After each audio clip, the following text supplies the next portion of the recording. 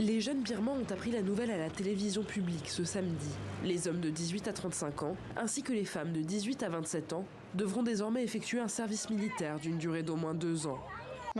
L'administration birmane a fixé la date d'entrée en vigueur de la loi sur le service militaire populaire au 10 février 2024.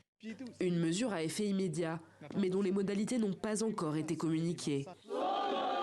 La junte la justifie par la situation actuelle du pays. Depuis le putsch du 1er février 2021, l'armée lutte contre des dizaines de milices constituées de militants pro-démocratie. En octobre dernier, 3 groupes armés se sont alliés dans une offensive coordonnée au nord du pays et ont mené des bombardements grâce à des drones civils, s'emparant ainsi de nombreuses bases militaires et de 2 routes commerciales stratégiques et mettant l'armée régulière en déroute. Pour lutter contre l'ennemi, nous devons détenir un territoire. Nous essayons donc toujours d'obtenir plus de territoire sur le champ de bataille. Sous l'égide de Pékin, des pourparlers se sont tenus à la mi-janvier et ont permis d'établir un cessez-le-feu dans le nord, favorable à la coalition de rebelles.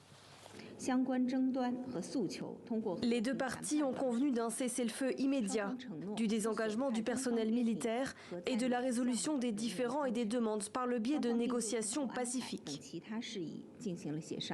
Mais les combats se poursuivent dans le reste du pays, où d'autres groupes armés continuent de prendre des positions.